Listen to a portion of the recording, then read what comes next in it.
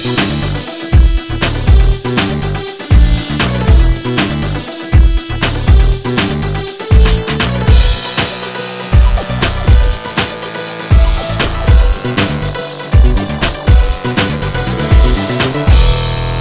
and welcome to the Computer Game Show. My name's David Turner and I'm here with James Farley. You right? And Matt Murray. Hello. See, look, Matt sounded happier, James sounded grumpy, regardless of which way that I did it. So I think from now on, the staple should be Matt first, well, me first, obviously, and then James, and then Grumpy James. Whatever.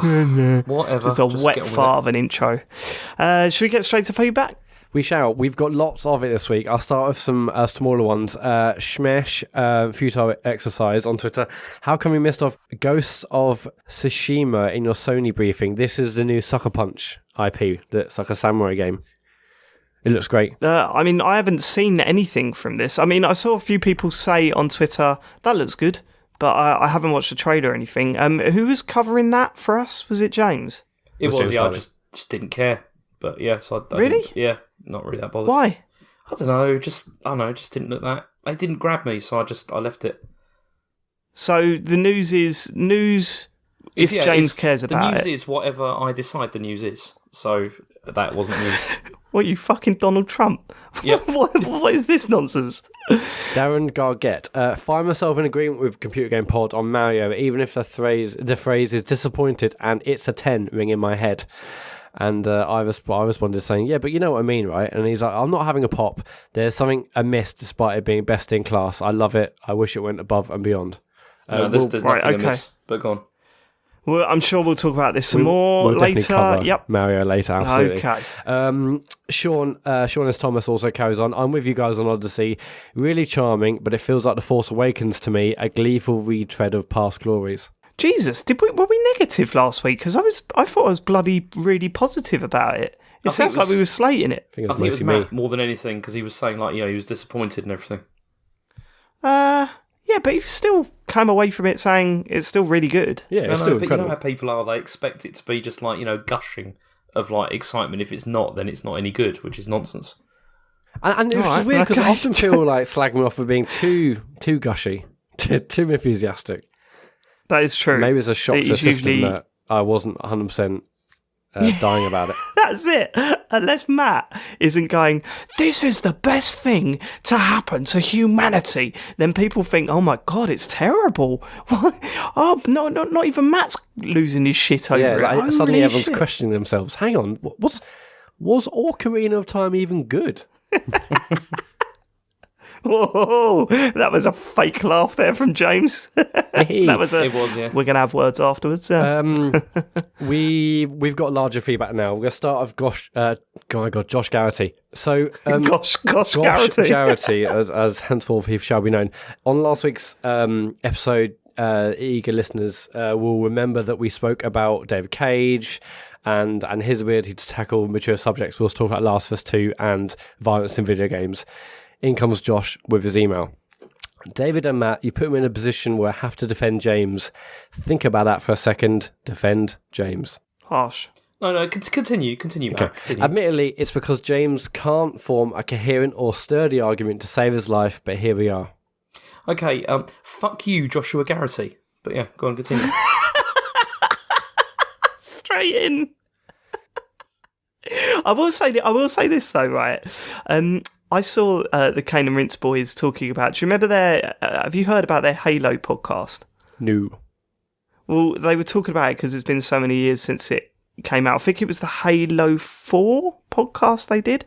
And they were saying, oh yeah, do you remember it all kicked off? Everyone had a real big row with each other and it all got a bit serious. And then I thought, oh yeah, I'll listen to that. And I mean, come on. That was nothing compared to what you get over here. It was kind of like, I disagree. And then they all moved on. So yeah, Garrity, when it comes to arguing, I think you need a little bit more experience before you start dissing James, just to defend him. And again, I know it's a weird thing to defend a man, but there you go. Go on. Forgive me, but I'm going to repeat some stuff I said on Twitter at the time this was all blowing up, but I'll be expanding a little bit. Also, I was originally going to talk about David Cage conversation in much more detail too, but this email got way too long, and I'm hoping someone else has me covered. They do after this. It certainly is too long. It's like over 1,000 words, isn't it? It's insane. I didn't do a word count. Is it 1,000 words? I don't know. It's ridiculous. It's not the level or degree of violence people are taking issue with in that scene, referring to Last of Us 2. It's severe, detailed, and lingering violence without any significant narrative context. When The Last of Us... Okay, what we'll do is we'll take it point by point, because like where we need to. I'm not going to constantly butt in, but where we need to. For starters, it was definitely...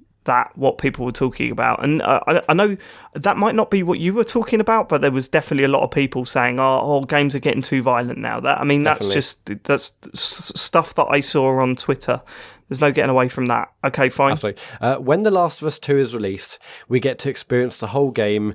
This scene will probably have the correct context, much like the original game.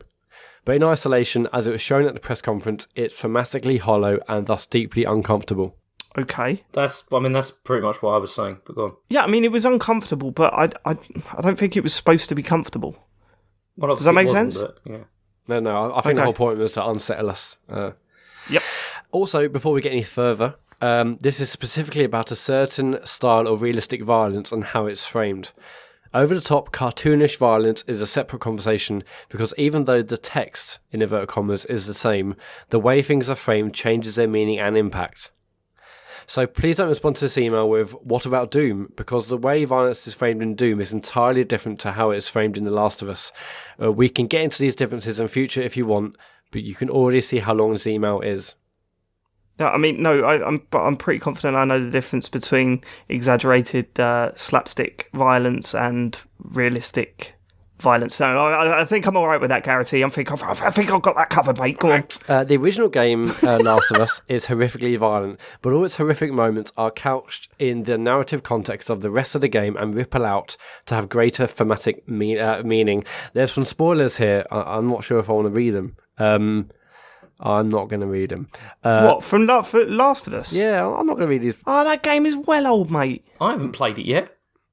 Didn't know what was going to go on. Mind you, I've read this now, so it's fine, so read on. Well, what should you spoil about this bit? Well, just don't do it then. You're such a wuss. Who cares? It's fucking well old, this game. Okay, anyway. Spoilers, which I'm not going to read that bit. There are great movies with similar themes and similar scenes in the sequence showed in The Last of Us 2 footage, but I don't tend to show off these moments on their own in marketing because I know these moments will require all the narrative and thematic context that the original Last of Us provides for its own horrific moments. Can you imagine, in the marketing lead up to the release of Schindler's List, the scene where Aman Goeth systematically executes Jewish captives being shown at a public press conference in complete isolation? Within the theme, the scene works well and feels narratively and thematically justified. In isolation, it will feel needlessly sadistic and cruel. So instead, these trailers sell tone, and they sell atmosphere, and they sell theming, and only hint at the severity of its content. They treat sensitive and probably upsetting subject matter with tact. Yeah, I take, I can't agree with you there, Josh, because, you're talking about something based on real life events that is... there's a big difference between that and a zombie film showing some violence. I can't take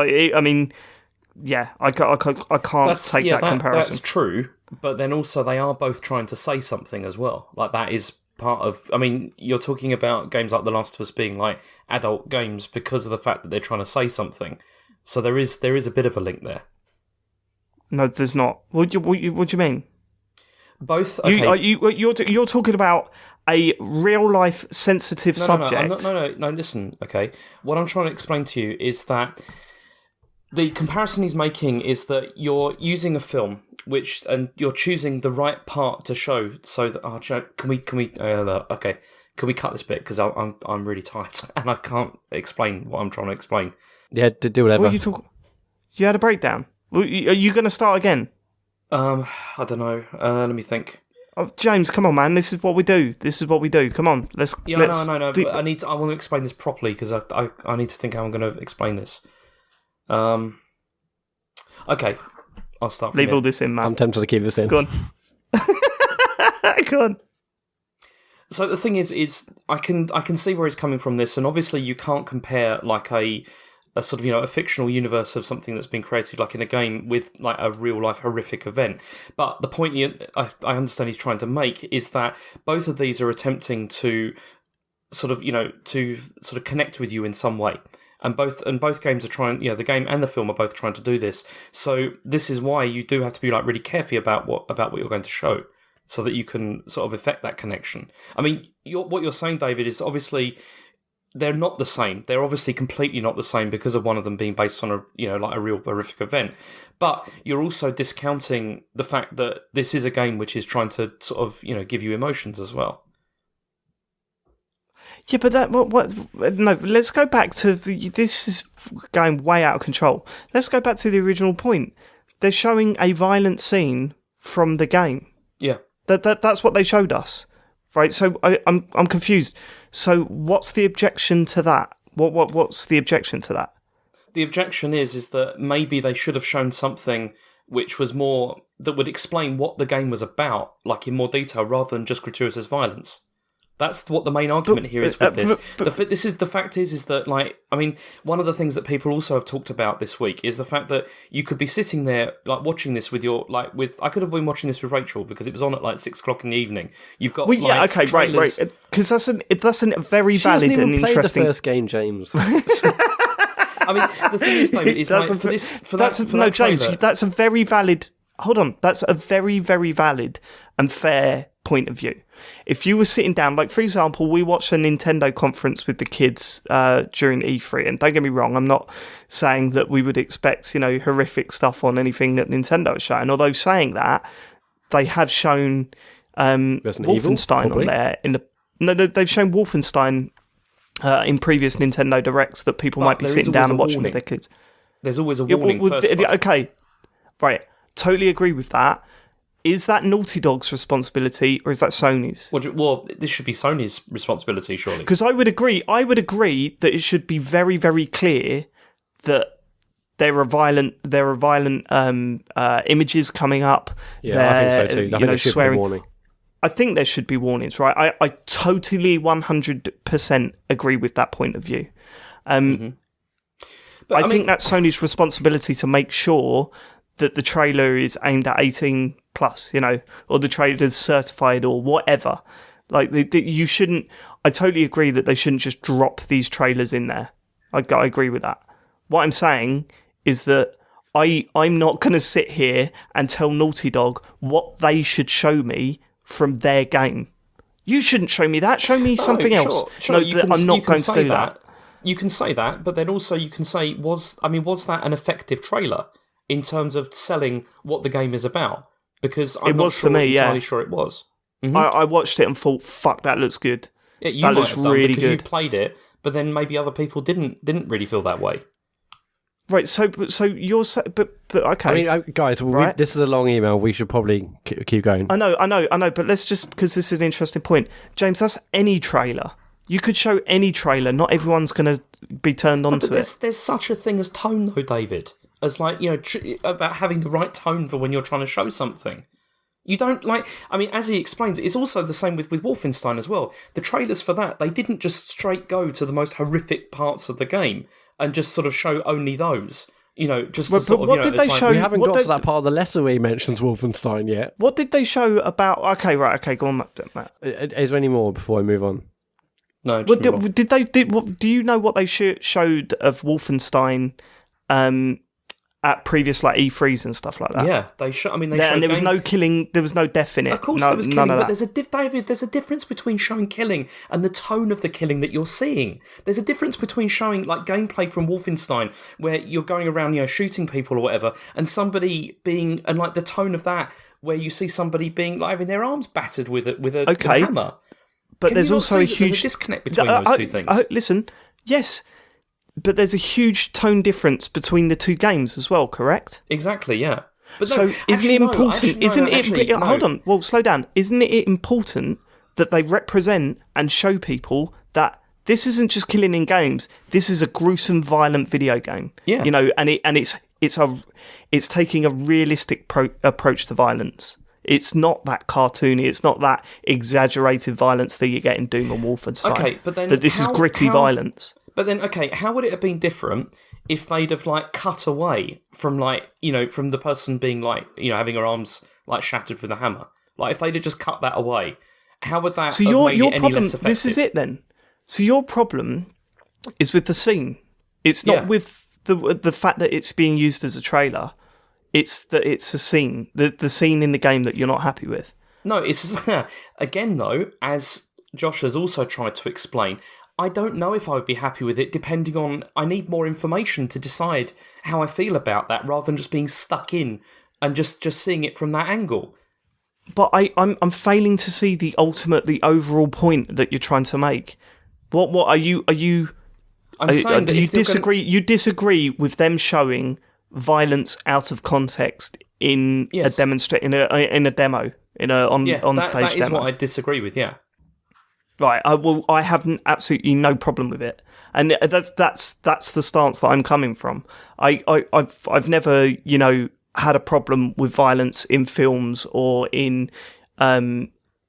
video games or anything like that, and we've always seen violent stuff in games and games being shown off and stuff like that. We've seen, way back in Call of Duty Modern Warfare, we saw someone come out of a river and stab a bloke in the neck and drag him under the water. But again, it's about there's all tone. that stuff. Okay, guys, I'm going to have to move on. When people talk about the difference in maturity between films and games, this is what they're talking about. Games have proven that we can handle mature subject matter, but the marketing engine around those games rarely has the same level of maturity. In our eagerness to grow up as a medium, we forgot to learn the most important lessons that film has already been taught. That's this horrific subject matter that might just be an interesting story thread for most of us to explore, may well be another person's real life experience. This applies to the Detroit demo too. Many of the negative reactions you saw on Twitter were people who have actually experienced child abuse, and the negativity was a result of having trauma sprung on them suddenly during a public marketing event. That person can choose not to relive the horror by not buying a cinema ticket or purchasing the game, but they can't when it comes out of nowhere and they're forced to relive it. Worse still, without a narrative context that may help them process their reaction to such a scene. Again, I agree, yeah, and I think it was on Sony to make it clear that some people, we've all seen what I don't like being referred to as trigger warnings, saying there's sensitive content coming up. There's the things that people might find disturbing coming up. I totally understand that. I find it interesting that it's what constitutes to having to consider the audience on that level? Like, how far does that go? And I'm not having a pop. I'm questioning whenever I see something like this, I think there needs to be some sort of clear boundaries. And I think it's almost impossible because, again, we see war games constantly at these events, and no one. I didn't see many people pointing out the fact that we saw Call of Duty World War II, and there might be people with post-traumatic stress disorder watching. Do you know what I mean? And that's not me trying to be like, what about What I'm saying is that there are people that are going to get affected by all sorts of violence, all sorts of stuff that's covered in computer games, in various different art forms and media. Where's the limit? And I think it all comes down to Sony. Hold on, I think it all comes down to Sony not making clear what content they were putting on stage. Exactly, and that's the thing, because if you're like somebody who's got like post-traumatic stress disorder, maybe, and you see, oh, there's a Call of Duty trailer coming out, maybe I won't watch this. Whereas with the other two, there was no indication as to what was coming up there, and that was my major problem with this. It was the content to a degree, but it's also the fact that there's no warning at all as to what you're about to see and how it may affect you or people that you're watching with. I mean, it's just right. Kind of, to me, it feels irresponsible to do that. I agree with that. It's two separate issues. There's the content in the games themselves and the way it's presented to the public. It's two completely different issues. And I think all I've seen from various different articles, various different tweets and people making points about this is getting those two things muddled up and not making their point clear. That's what I've seen. Everything that I've read has been a little bit... it's not been as well as thought out of saying, look, what's the issue here? What's my real issue with this? What am I asking for? What's my point? And I think if someone was to say to me, you know what, games are getting fucking realistic, the violence is getting more and more graphic, there needs to be some warnings ahead of these trailers. And I would not have disagreed with that in the slightest. I've got no problem with warnings like that before content that I'm about to watch. And I know you get some people going, I can't believe. I've got no issue with that. What I've got an issue with is people saying quite explicitly David Cage shouldn't be approaching these subjects. That's why I get the That's what I was trying to say last week. Well, I never said that. I didn't. No, I know you didn't, and I'm not accusing you of that, but that's definitely opinions that I've seen on the internet. Mm-hmm. Sorry, Matt, I'll cut you off, mate. I was just going to say, I mean, unlike TV, there isn't a watershed, and you can watch any drama around 8:00, but certainly after 9:00, where in the before they go back to the TV show, they'll say the following section has scenes depicting this, that, and the other. So it has these warnings, and I think if we're going to be showing these more mature subject matters on these trailers, they're definitely warnings, absolutely. Because I've got no issues with violence and mature stories, and certainly what Last of Us 2 in this case is showing. But I do think they're right. I think you do need warnings before this sort of content goes out there. There's more. Wolfenstein is a very recent positive example of a game handling potentially upsetting scenes well. There are two very horrific but very necessary scenes in that game that haven't appeared in any of the game's marketing. The trailers give you an idea of that the subject matter might be on the table, but never outright show it. Trust me, if anything, these two scenes are more traumatic than anything in the Last of Us 2 advert. But because Machine Games waited until they could be viewed within the wider context of the work, there hasn't been nearly the same negative reaction. We're not asking games to be less violent. I've got a point on that, but this is the last bit. We're not asking for games to be less violent. We're asking for games to have the same respect for the power of these moments as other mediums and understand the importance of context and tact. We want to be mature, so let's start acting mature. It's a great email, Josh. Thank you ever so much. I will say one thing regarding the Wolfenstein thing. I mean, I haven't played the game, but regardless of whether those subjects haven't been in trailers, I think that's more because they don't want to spoil these huge, massive moments. I mean, again, I haven't played these moments and I haven't played the game and seen these moments. Maybe that's wrong of me to say, but I would say that then no one's talking about these because it's massive spoilers and no one wants to ruin it. I don't think it's less about the violence. There is that, and it's also because I have played the game and they're not the scenes that he's talking about.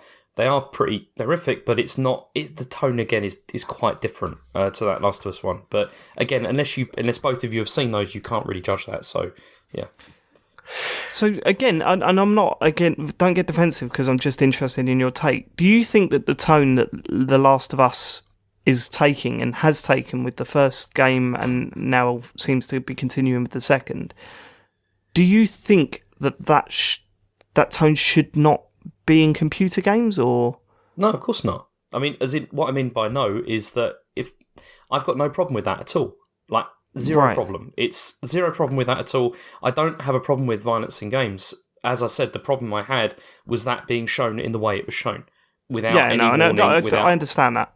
I do understand that. Yeah. I suppose with so much floating around the internet that we were talking essentially about two completely different things, but of a same theme. And everything getting a little bit muddled up. But yeah, I see what you're saying. Okay, Gary Dutton is next. Hello, men. Excuse the size of the email. Don't worry, because it's all brilliant. To touch on the Last of Us 2 trailer, I felt more positive on it on my second watch because I was aware what the game it was for. This gave the violence a much better context second time around. However, you could argue that revealing the title at the end of the trailer was a deliberate decision to make the violence more shocking and surprising. I'm talking about the hammer scene specifically, and I'm not sure tricking people into seeing something unpleasant is very fair. As far as the final game goes, I'm a huge Last of Us fan and have every confidence in Druckmann, especially after Left Behind, and I'm wildly excited about playing the sequel. Any thoughts on that before we go on to the next part of this email? No. I do not, however, have the same faith in David Cage. Fahrenheit, Heavy Rain and Beyond were all terribly written, and the only drama in Heavy Rain came from the extreme nature of the scenes depicted, not from the believable, intelligent takes on relatable themes. I agree with all the general points Cage made in the Eurogame interview, but to say you don't choose to talk about domestic abuse is bullshit. It's like he's saying the scene just appeared out of nowhere. Even if that scene came about organically, he still chose to include it and chose how to depict it. From what we were shown, he has chosen to depict domestic violence and domestic abuse as a thrilling, cutie action sequence. Yeah, I mean, I agree to a certain extent. I thought that was weird when he said, you don't choose to do this. It's just, the way the story goes. I was like, oh, come on, mate, you do. Just appeared on the page.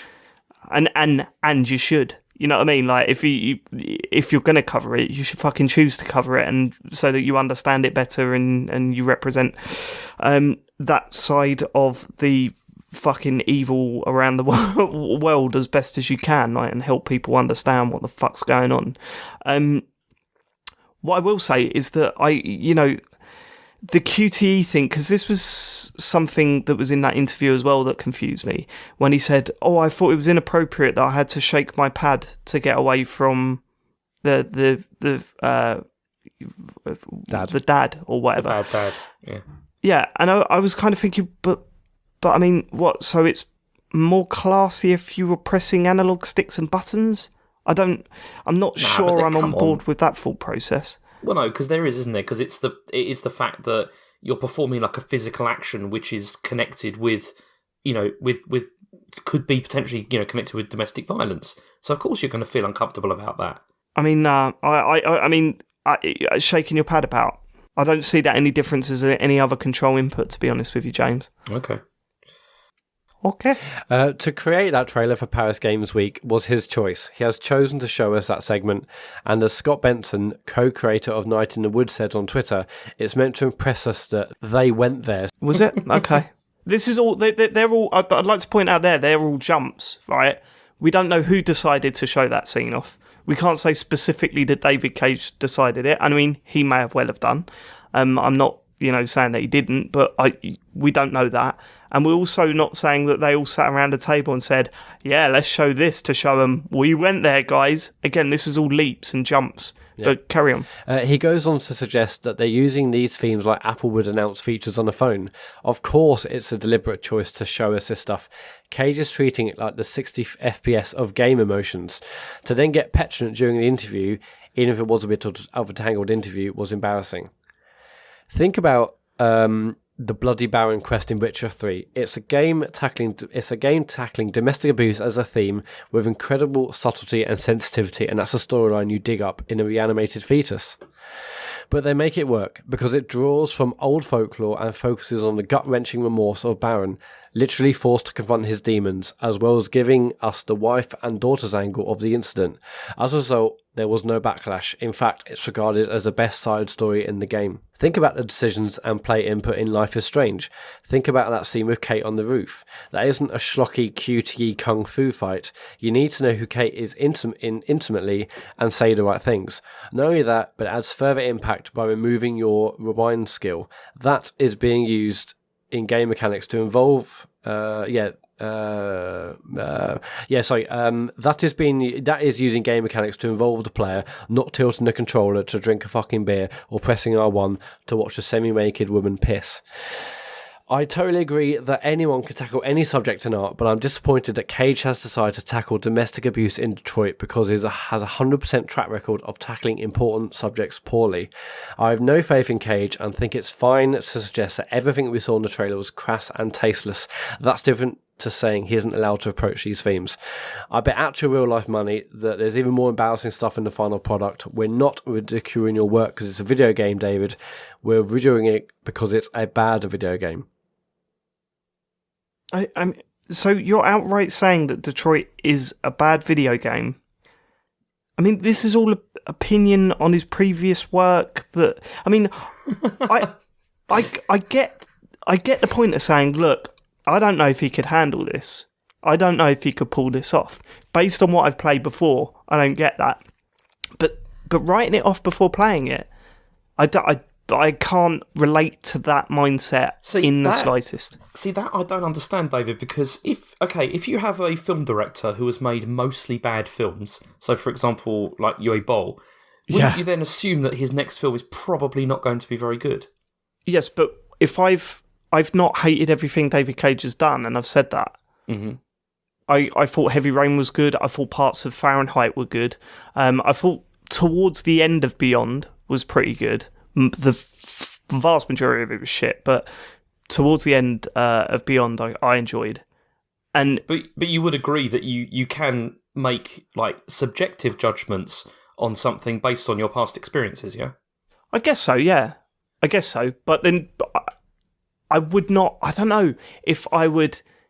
Because obviously Heavy Rain was very successful and it had a lot of people that still say, actually, it's pretty good. There's the argument carries on, whether people consider it a decent game or a shit one. You know, there seems to be two polar opposites. I mean, less so much the people that still enjoyed it, they highlight its faults, and it has got faults.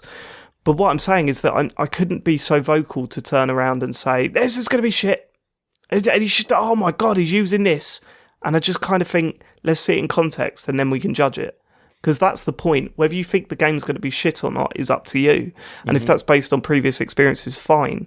But he shouldn't be covering this, or he shouldn't be, it's that knee-jerk reaction that sort of I can't understand. I can't get in my brain. Yeah, I mean, obviously we can't be sure what it's going to be like, but based on past experience, I think you can be nervous for how it's going to be, though. I think. Yeah, totally. I hope he does. I hope he does all this justice. Whether he does or not, I don't know. Remains to be seen. But I'm not writing a game off like that. Absolutely cannot wait for Detroit. I think it's going to be amazing. It's going to be. Yeah, I'm looking forward to it too. No, there's one last one from Dave, Snaky David. Hey lads, I'm sure you've been inundated with responses about The Last of Us 2 in Detroit, but here's another. But there may be one difference in this one. I changed my mind. Like Dave and Matt, I initially didn't have a problem with the trailer for Last of Us 2. I understood the arguments against it, but it didn't match what I felt when I watched it. I found the scene brutal, upsetting, and thoroughly gripping. I loved it. All the talk about narrative context seemed a bit hollow. Of course it had narrative context. The Last of Us featured horrifying subject matter, including torture. Knowing it was a Last of Us trailer was all the context I needed. Likewise, although at the beginning we didn't know that, but go on. No, I guess we didn't know it straight away, but it still wouldn't have upset me if I had known what it was before I started watching it. To be honest, as some people, I think on the Kind of Funny podcast said that they weren't even sure if it was Days Gone at one point. Then obviously it's Last of Us. Anyway, likewise, the comparisons to what's appropriate in film trailers felt spurious. In the context of an event like the Paris Games Week or E3 or games generally, trailers are usually more involved and explicit. Less a trailer for a general audience, more a scene for an enthusiast audience. Also, yes. Yeah. I mean, again, the weird thing about this Last of Us thing is it wasn't a trailer, it was just a scene. It's like it was a scene out of context. It wasn't... It was like a preview. Yeah, it wasn't like, okay, we're going to cut loads of parts from a game, show different character development, have a bit of an arc in the trailer. It was just literally, here's one scene out of context with an emotional punch to hopefully get you pumped. Okay, back to the email. Also, I was keenly aware of how the E3 footage for the original The Last of Us was misread. Its violence, which in context is emotionally complex, was met with jubilant cheers, like it was a trailer for Doom. Here, I thought, is a trailer that won't be misread. The non-interactive scene shows all the horror of the Last of Us universe without potentially confusing the message by showing fun in-game violence. And finally, I had enough faith in Naughty Dog to assume that they had chosen the scene. There must be a good reason for it. Perhaps it's representative of the game's tone and content, showing us that the game is going into darker, crueler territory than the first. But while there's all valid reasons, all they explain is why I personally didn't find the trailer problematic. They don't actually justify using that scene in the marketing. For me, a backdrop of playing violent games for years, trust in Naughty Dog and the excitement for Last of Us 2 made it easy to get on board with what that trailer was trying to do. Could the same be said for everyone watching it live or those who stumbled upon it online? The fact that many of the Last of Us fans are talking about the violence and not the narrative details shows that regardless of how you feel about the trailer, it has failed to some extent. The violence was too strong for a trailer. It's not just the extent and explicitness, but it's the framing and the focus on suffering. A trailer for Wolfenstein might be or more explicit, but it's less shocking and upsetting because of the way the violence is framed. At the very least, there should be a content warning, but even with that, it wouldn't have helped with the tonal whiplash of a conference moving from Spider-Man to Splunky 2 to lynching and broken elbows. It's inappropriate at best, cynical and exploitative at worst. It could have been better. The Last of Us 2 reveals a tension between the way violence has been used to sell games for years and the medium trying to be more mature. Games where the violence is upsetting shouldn't show all the detail in trailers like games where it's flippant fun.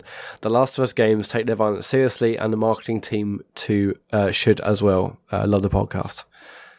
I agree with most of that. I still think it's not for me to say what Naughty Dog show from their game, or the tone that they're trying to set through their marketing. I'd also agree that this isn't an advert on telly. This is something that, has been shown off at this game event. But we've already mentioned, I think it's important that if anything comes away from all this chat, it's that when you get companies like Sony, Microsoft, whoever, showing off stuff like this, then maybe they should be more sensitive of who might be watching. And as I said, it was the same with Nintendo. I mean, Nintendo showed off the Wolfenstein on the latest, and you say there was warnings there was beforehand. They always do like a content warning before, like they start one of those directs. So maybe they should be, other companies should be taking that on board and reacting to that. My main reaction last week was to some of the opinions that I saw and articles that I saw floating around online, and it was less, hey, fucking hell, man, give us a heads up when you're going to show horrific shit, and more, are games getting too violent? I think so. And that was when I was going, oh, come on. Do you know what I mean? That's when I was starting to, that was the point I was trying to focus on last week. Yeah, it's going to be interesting to see what the next trailer or gameplay reveal of that game is. Thank you ever so much for feedback. Pretty heavy this week. This time last year, we had about 40 minutes of feedback about James's farts. So, get yourself a podcast that does both, frankly, is what we're trying to say. Now, that's something that needs trigger warnings, definitely. Absolutely. James's arsehole. Thank you ever so much for feedback. If you got any feedback about this episode, anything else we're saying and doing, let us know. It's thecomputergameshow@gmail.com, or hit us up on Twitter. We're at ComputerGamePod on Twitter. You all right, James? Is that all done now? Can we stop talking about fucking trailers in a computer game, please? Yeah, I think we can stop that, and also loot crates. It's both of those can Well, we got a new hot topic now that everyone's fucking kicking off about, so we're all good. Yeah, we're all good. So anyway, we got some news. Although this week has been a bit rubbish for news, to be honest, and that's fine. It was a bit of a struggle. I mean, there was the PlayStation trophies thing where you can get discount in the PlayStation Store. Did you hear about this, David? No, go on. What is this? Okay, first of all, this is only available in the US, so we're not getting it yet. And also, you also have to be signed up for the Sony Rewards program and have it linked to your PSN account. And what it is for every 100 silver trophies, you get 100 points. And for every 25 gold trophies, you get 250 points. And basically, if you get up to about 1,000 points, then you can get a $10 discount card of stuff on PSN. And okay. What do you think of this? I mean, I don't really see a problem with it. That's great, I mean, yeah. No problem with it. Isn't it going to be exploited to fuck, though? Oh, definitely, yeah. I mean, there'll be all those people on YouTube that have got, those videos like, get a platinum trophy in 5 minutes and stuff like that. It'll be great for them. Not only that, surely there's going to be games focused on really easy achievements and stuff. Yeah, definitely. There must be some sort of process in place to stop that from happening. Yeah, get a platinum trophy by hitting start. Like, what was it, on The Simpsons or whatever? Games like that, hasn't there, on the PSN Store? I think I remember there was like The one Simpsons that came out. was one. They had one saying easy achievement ever or whatever. There's also like an Avatar, the Last Airbender game, where you just had to do the move 10 times, and you got I think that was on Xbox actually, but yeah, you got 1,000 gamer score. Crazy. Yeah. I mean, it's good. It's good. I mean, I don't think the rewards program's actually out over here in the UK. I know there's like Xbox rewards, and I get an email every single month, saying, "Oh, if you download this or get his gamer score, you basically get to go up ranks and stuff, and then you get certain prizes." But it's like if you search with Bing. Yeah, if you search for Bing, if you watch 16 hours of Netflix, I think this is good. I mean, it'd be great if it came out over here. But Nintendo have got a good one, haven't they? Nintendo's reward system's pretty good. Come on, their reward system's garbage at the moment. It's terrible. Really, I mean, it is to some extent, but they're promising bringing Switch bits and pieces to it, right? And once they do that, that's going to be great. Once we get the Switch stuff, yeah, it'd be great. But at the moment, it's not that great. I mean, it's like I got the thing for the birthday thing for this month, where it's like, oh, you get 30% off, and it's just a bunch of Wii U games and 3D stuff, and it's like, I got that. Not interested in any of these. But, yeah, it's true. It's true. But then the star system, I mean, I've got like platinum points and all sorts of shit just lying about. I'm always getting emails saying your points are running out. I'm like, okay, what can I buy on the website? Nothing really that good. Didn't you get any of those really cool wallpapers, Matt? I didn't. Yeah, get a wallpaper, mate. I decided not to. What happened to Nintendo's dog thing, where you could barter with a dog to get money off on their online store? How long did that last? No, that was only in one of those games. It was in Rusty's Real Deal Baseball or whatever, where they tried and did that. What? So that I thought they did that. I thought that was like proper on their eShop where could like. Oh, that's a shame. That was only on 3DS. So that was when they first started doing those free to play games or free to start or whatever. So you've got to explain that. What? Barter with a dog? Okay. Yeah, they would like you go into a shop and then there's a dog there and then you get to barter with it to get money off. His bark's worse than his bite. Yeah. Okay. Yeah, it was to try and you could like try and get like the maximum amount off so that then the DLC was cheaper. Was kind of the idea. It's but we never got that here. It never came. Go on, next. So the next one, I didn't add this, Matt did, which is, so he can tell us about it, which was the LA Noir's Switch download version doesn't fit on a Switch. Yeah, it's quite crazy. Yeah, so the download of LA Noir, it basically weighs down, it's 29 gigabytes. Too big for the Switch's own internal storage, which is because that comes with 32, but 6 gig of that is actually reserved for the OS. It's also a waste of space, the game as well. I mean, I wouldn't bother. I mean, this has happened really quick, isn't it? Like this is like the game where you need an SD card for it, or buy the physical version. Well, if you buy the full version, then you've got to also download a 14 gig download on day one. So I hope you've got enough space for that. Oh, what? There's a day one download patch? Yeah, which is 14 gig. Oh, shit. So I don't know how that's going to work because if you have to install that, who knows? Yeah, I just think they'll just have a thing on the box, won't they? It just says SD card required. I mean, Yeah, but didn't this start with a 360? Because wasn't the base people were kicking off and like, oh god, it's like you can't play this on Xbox Arcade or whatever it's called back then. Was it called Arcade? Yeah, that was when because in the beginning of the 360 they had all those arcade games, and that's why they limited like the file sizes, I think, to 50 megabytes like to begin with for games, so that people because it didn't come with a hard drive, did it? They didn't all come with a hard drive. You had some of them come with like a little memory card. I think it was 6 gig, wasn't it? No, the memory card was tiny. It was only like I think it was only about 512 like megabytes or something. No. It was bigger than that. I'm sure it was. It definitely wasn't. It was tiny. Hang on. Wasn't it because the standard hard drive was 20 gigs, wasn't it? Yeah, the standard one was 20 gig, and then the other one came with it was the Elite came with 40 megabytes. Holy shit! Yeah, I didn't know that. That's mad. Yeah, shit. So we've had this problem before. One thing that was interesting, I was listening to a podcast and they were talking about this, and they said, "Well, hasn't everyone got an SD card in their Switch anyway? No. Have any of us?" No, I haven't. No, because most of my games I buy on cartridge anyway. So most of mine are digital actually, but no, I haven't even looked at it in memory. I mean, the only physical game I've got, obviously I'll sell mine, but the only physical game I've got is Mario. But all the others are installed on system. What are your others? Well, I've got like Zelda, Splatoon, Mario Kart. What is Zelda? No, Zelda, Splatoon, Mario Kart. You have physical. Yeah, but it doesn't still install some stuff on it or not? Only save data. Okay, cool. In which case, I haven't even looked at my memory, so who knows? But you literally only got Mario. You literally got one game for your Switch. Well, no, I've got Sonic Mania and Stardew Valley. You've literally got one game for your Switch. I've got one physical game. Yeah. Sonic Mania Stardew and Valley. Mario Odyssey. Oh yeah, Stardew Valley. I've probably got some Okay, others, fair I enough. can't remember. Okay. James. Read the room. James. Oh, he's gone. Is he coughing? I think it's probably coughing, yeah. Sorry, yeah, that was a coughing. That wasn't a read the room situation. That was a coughing situation. That was a coughing Yeah. in the room situation. Should we move on to the... Okay, do you want to move on to the next story? Yes, we do, yeah. No. Let's just sit in silence. All right, okay. Okay, so How Smart brings long-standing commitment to the arcade game genre to an end. It's time to move on to new genres. So this was How Smart finishing with arcade games, yeah? Yeah, I thought I'd had this in the news. I thought it was sad. I mean, Housemarque made brilliant games like Super Stardust HD. I remember that was like a PS3 launch title, I think, ages ago. And then Resogun was PS4 launch title.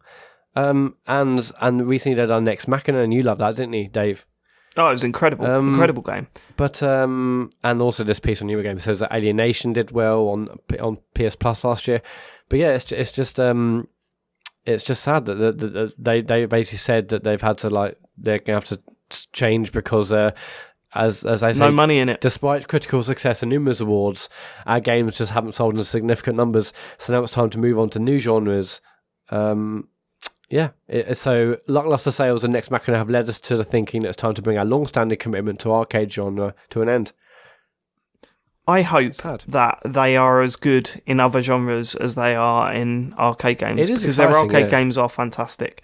But at the end of the day, if they're not a charity, they need to earn their money back. And if they're not selling these games, then why would they continue to make them? So it makes total sense. Games as a service, arcade games as a service. Is that what we're saying? Literal arcades. They will come and install a little thing in your house where you have to pump pennies, sometimes pounds, into it. I know. Tell me about it. It's all changed now, Matt. Yeah, it's sad. But also, I love Super Stardust. I loved Resogun. Haven't played Next Machina. But those games are really, really well designed. So I'm interested to see what they can do next and what genre they move on to next. I have a feeling that they're still going to have very interesting arcadey style feel.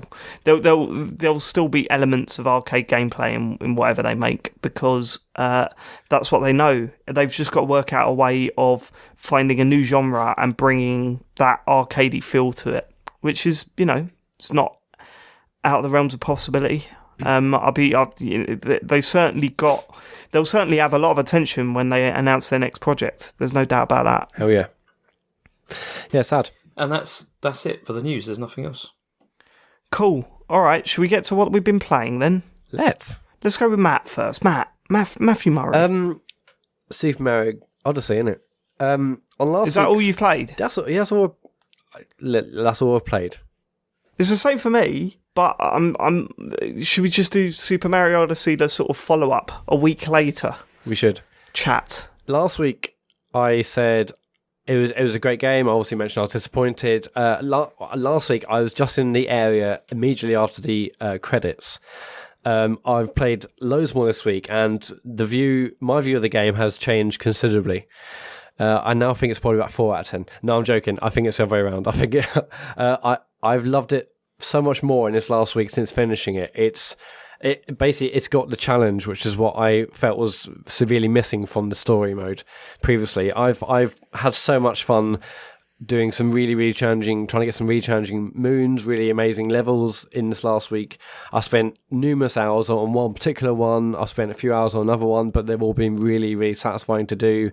And it feels like the Mario I wanted, but it's just now in this end game, and I'm absolutely loving it. I think I've only put like 25 hours in total, so it's not like I've been playing every minute of the day. But yeah, it's just so good. I absolutely love going back to the levels and then cleaning up the moons and whatnot. It's so much better now that there's a fair bit of challenge in the game.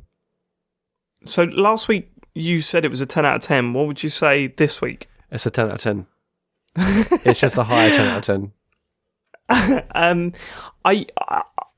So how many moons have you got? Do you know? How far into it are you? It's at least 250. Right. Okay. And what are you at now, James? Do you know? How many I've got? I think I'm at about 280. I think. Shit, I'm at like 360 now. I think 350, 360, something like that. Have and you I've still opened the got another second 100. area? Have you opened the second? Have you hit the second target then? No, the second target's still about 120. It must be the second target must be 500. Oh, okay, cool. Okay. I think. Right, yeah, because I've done the first target. Yeah, I've done my first target. Did you do what you're required to do after your first target? I think I have. I mean, we're not going to say. Well, I don't want to ruin it, No, but there's a series of challenges without getting any health back. But that was the one that took me hours. I was on. I thought that was thrilling. That I thought it was really good. I was on a really long train journey, and for the whole journey, like 2 and a bit hours, and for the whole train journey, I was just trying to do that, and I wasn't really getting frustrated either. It was. Even though you think, God, you're doing the same thing for hours and hours and hours, and you keep dying and dying and dying, the mistakes I was making were clearly my mistakes. I knew what I had to do, and also it's like a multi-stage event. I was like, okay, I've got the first one down, and I'll quickly die on stage 2, and I'll get back to stage 2, and I was learning that, and then on stage 3, 4, and I thought it was brilliant. Yeah, it was really, really thrilling. And then by the end, I think I did it without getting hit once. You picked up a second heart before you went in, though, right? Well, no, I don't think I did. No. That would have saved you a few hours. Yes, but yeah, whatever. It's still fun regardless. It is. I totally agree. I think the more I play it, the more I like it. The most interesting thing is that I've gone back to areas that I thought were sort of half baked and not as fleshed out as New Donk City, and have appreciated them so much more. Most surprisingly, the beach level. With the one with the fountains and stuff. But I love that first time round. No, I didn't really get into that. But it really opens up once you get past the credits. In my opinion, some of the challenges in that area are so good. And there's been some really funny stuff. There's been some of the challenges they feel like completely different games in places. There's still, I think, something holding me back from thinking this is. Anyway, I mean, I don't want to spoil what's going to happen at the end of the year. I think it's going to be a really interesting discussion because I think 2 big frontrunners is Super Mario Odyssey and The Legend of Zelda. But I came away from Breath of the Wild thinking this is something special, and I come away from Mario Odyssey saying that this is a good 3D Mario game. I can't see it beating Zelda even at this late point. There's still a lot more to do, and I love the way it does the post-credit stuff. I can't wait to collect moons, because although I've got this huge target and so many moons to get there, it's not really bothering me, because the more moons you collect, the more like cool costumes you unlock in the shop, and some of them are hilarious, some of them are interesting, some of them completely change the look of Mario, and it's getting more and more fun to do that. Functional changes. I mean, other than maybe like the odd moon, the place in each level where you can go for a certain door because you have a certain costume. Is that the only functionality that they bring? The only function that I've seen a different costume give is that if you get the in the snow level, if you get the big coat and the hoodie and stuff like that, then he doesn't shiver, but then he still gets cold in the water. I was hoping that would meant that he wouldn't get cold in the water, but no, still gets cold in the water. So yeah, that's the only change that I've seen made, or that's all that I've noticed so far. Have you bought the 10,000 coins one yet? No, I'm bang up for that. Yeah, I've bought everything else, but I haven't bought that. I should probably just save up for that and then work down.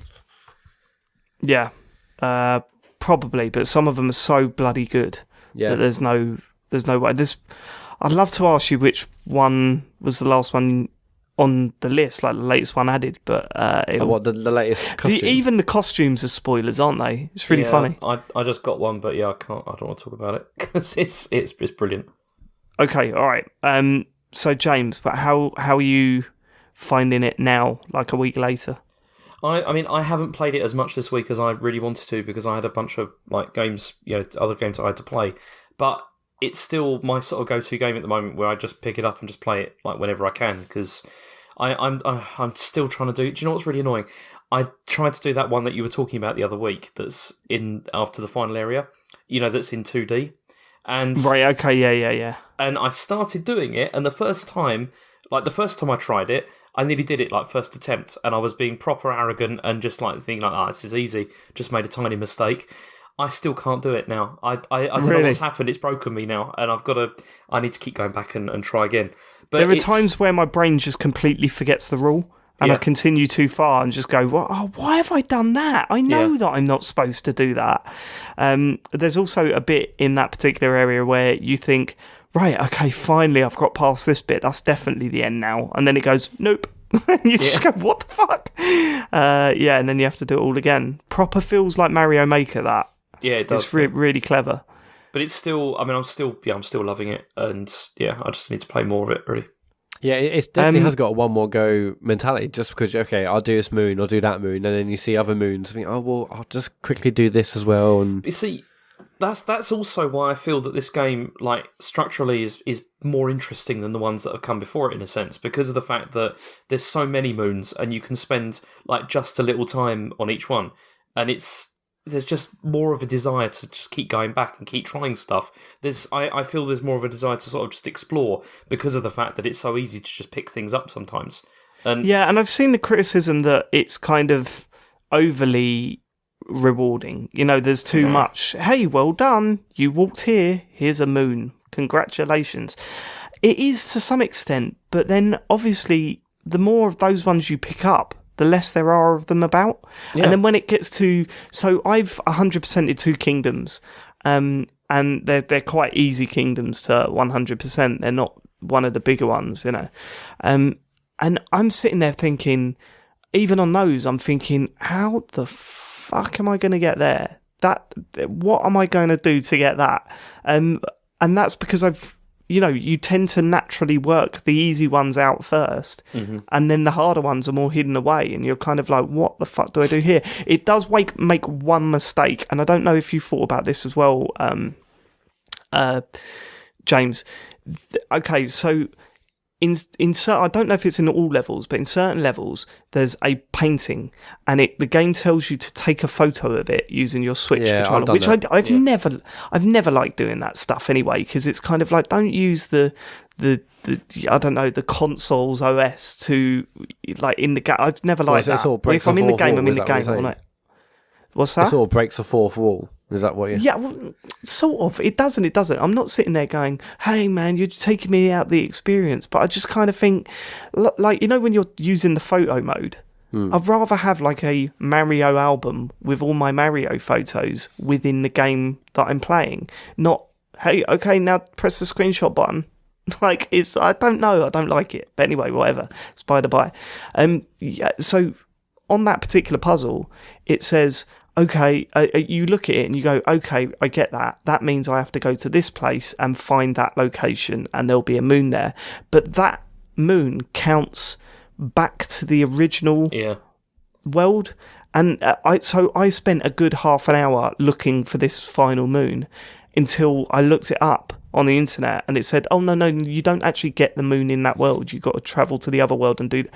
And I was like, oh, fuck off. Like, if it had made that clearer, I'd have had less of a problem with it. But that's just like a minor stumble. There's quite a few kind of like bits like that feel like you kind of have to look it up to find out the solution, because it's very confusing. Well, it just feels like the good thing about Mario games in particular is that everything feels natural. And there are minor moments in this where it doesn't. I've had a lot of moments where I've accidentally popped out of controlling something, and bits and pieces like that. It gets, there's just slight moments like that are misjudged. But I guess with so much being added to this game, I can't expect everything to be 100% polished in Nintendo. And I mean, it's far more polished than any other company would have put into it. Don't get me wrong. I'm not criticising it for that. I'm just saying it is a little bit disappointing when you see shit like that and you're like, come on, that ain't you. Like, I shouldn't have to look up what to do on any Nintendo game. That's crazy. But yeah, I'm still loving it. I'm still playing it. I'm still way overexcited to show Harry bits and pieces that you can do in it. And I'm still finding these nice little bits and, like, these nice little, I don't know, touches here and there. And I still find it hilarious when you go back to the area after the credits and there's that character there that's basically your achievements. And I don't know if you could tell, like, I don't know if there's a list of achievements that you can aim for. But it just seems that every time I go there, I get given like 20 moons because she's going, oh, and you did this, and you did this now. Here's a moon. I should probably and do you that. I did haven't this. actually been back. Yeah, you'll have to do that, Matt. You've got to go back because you'll be there for ages Yeah. while she's just telling you like loads of things that you've done and giving you a moon in for terms of every single one. 100%ing. So I haven't done 100% any level. In the first level, I've still got like 4 to get. One I can see, but the other 3 I have no idea. But I cleared up as much as I could, and then I've gone on to the next one. I could. Well, there's two ways to help you with that. You can either there's sort of 2 levels of. If you're running out and you don't know what to do to get the final few, there's a parrot that gives you a clue. Oh, yeah. And there's a toad that will literally just point you in the right direction. Yeah. I probably should do, but I had like 4 both left to go. valid ways of doing I'll it, go on to the next one. But no, it's great. Weirdly, it feels like it's got more structure now that I can do whatever. It feels like the story should have more structure, but now I'm like, okay, I go on this map, I do this, I do that, I buy that thing. Totally agree. Yeah, it's weird because if anything, it's just like here's the whole game. Do what you need to do. But actually, I feel I'm on more of a journey, and I'm loving it. I'm not sure if I'm going to go up to like 900 moons or however many there are, but I'll certainly keep playing it for as long as I want. It's brilliant. I totally agree, Matt. The game has so much more structure after you finish it because but beforehand it was like you'd enter a kingdom and it would go. There'd be like a number at the top of how many you've got. What is it on the globe? It says you need so many things to get to the next kingdom, and you go, okay, I'll do this. Then there's like a little cutscene where it's like, go up here, and then while you're going there, you collect all of the moons that you need. By the time you're up there, and you kind of think, so do I go now or do I carry on looking? I don't really know what I should be doing here. And it's not until afterwards where you're going, okay, that's a challenge area. That's this, that's that. I know what I'm doing. And it's not about understanding the game more. It's that it adds a hell of a lot more after you're done. And one of those things is definitely structure. Definitely that. Yeah, it's brilliant. Matt, James, you were saying something? Yeah, I mean, I've as I said, I haven't played so much Mario, but I have played some other stuff. I played and finished Wolfenstein 2. Oh wow, the new finished it Colossus. already? How long did that take you? It took me probably, I don't know, about a week, maybe, I think, Okay. of like on and off play. I mean, it's generally, I'd say it's generally as good as the buzz has been kind of suggesting. It really is like really impressive, particularly because the story is just so well told, in my opinion. As Wolfenstein games often do go, it's kind of crazy in parts, but it never really sort of like crosses the line into like, this is what is absurd, but into sort of breaking the illusion of what they're trying to say. And I mean, I just feel that it does a better job than definitely any David Cage game that I've ever played of dealing with like quite difficult issues like within the game. Which is one of the things that kind of impressed me by it. I mean, do you have any desire to play this at all, David? Yeah, no, I'm interested. Also interested with what you just said because, I've heard people talk about this game, not this game in particular, but Wolfenstein in general. Mm-hmm. And they were saying, apparently it's set up for a trilogy, and there's been a lot of buzz about a Mecha Hitler at some point. And I kind of think, right, okay, how do they pull that off? And is just making that cartoony, is that the way to get around the issue of an absolute, like, prick? I know this is a terrible way of saying it, but you know what I mean. Well, yeah. You see, I mean, okay, can I spoil anything at all? No. Because not really, no. Well, okay, the way that it deals with historical figures in the game is really good. Like, they do it in a very good way, which makes it... it's just, obviously, without explaining what they do, it's really difficult to explain why it's done sort of sensitively. Well, that's enough. If you think, like, I trust your opinion. If you think that that's dealt with fairly, then I go. But I mean, cool. One of the things that they do, which is really good with this, is that there's the main story that you sort of play through, but then also there's like sort of side missions as well that you can undertake after you finish the game as well, which has the more sort of like the wackier stuff is in that. whereas the main story is a bit. It's. I mean, I wouldn't say. I mean, the main story is pretty serious, like the way and the sort of the themes it's dealing with.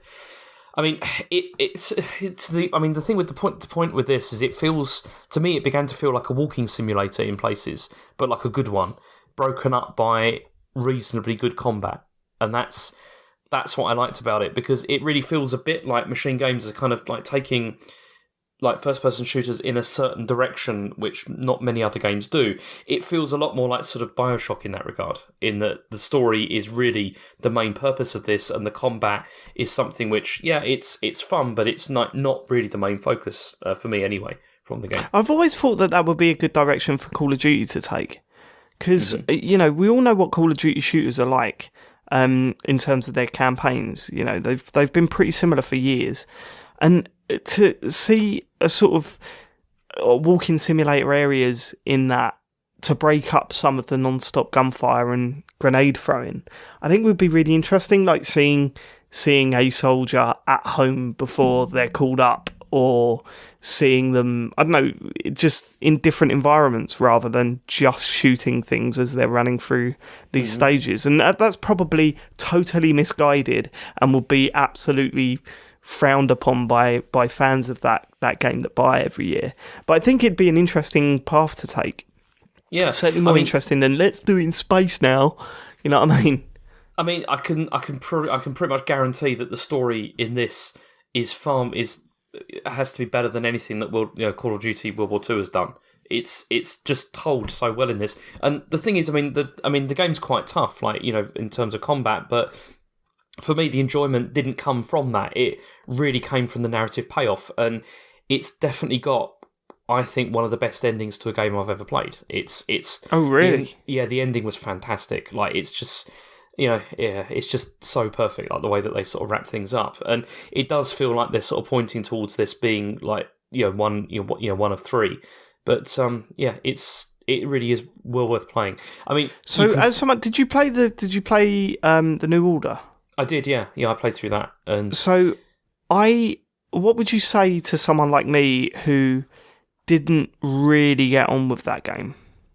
I'd say play this, but I'd say bump the difficulty down and just play it for the story. What I do. Yeah, because I mean, some of the stealth stuff was annoying. The boss fights were a little bit frantic and just not like, because I'm okay with boss fights. You know, I had no trouble with. I had no problem with the ones in Doom, and some of them kicked my ass, but I didn't really hate them. Whereas in the New Order, I did. There were moments where I was kind of like, oh, this is fucking shit. Yeah. And then you had the stuff in the hangar and stuff that I didn't really get on with. That's the thing with this. I mean, the combat in this is nowhere near as like sort of exhilarating or as exciting as like Doom is. Like, nowhere near. But it's totally competent, and it's still fun. It's still like, you know, fun to, you know, shoot Nazis and stuff, but it's just the story is where it's at, and it's clearly that's where most of the effort has gone into this. It's because the combat feels so much like the first game as well. I mean, also like the enemy types are really similar. It's not much has changed with that, but the story is just really well crafted. I really enjoyed it. Do you think this is one of the best single player FPS games in years? That's one of the things I've heard a fair bit about this game. I probably would say so, actually. I mean, certainly better than it's up there with BioShock, I'd say, like the first BioShock, like, in my opinion, in terms of, for story. That's interesting. Yeah, I didn't play the previous one, but this I do really want to play this. It looks fantastic. James, is there a sex scene in it? I don't want to do any spoilers, David. James, is there a sex scene in it? Yes, there is. Right, yes, so that's why James is rating it so highly. Don't now for James. Take his opinion with a pinch of salt there. Yeah, but it's very good. It's really worth looking at. It's what, the sex scene? No, that's actually not bad. But So. Do you see it going in, James? Do you see it going in?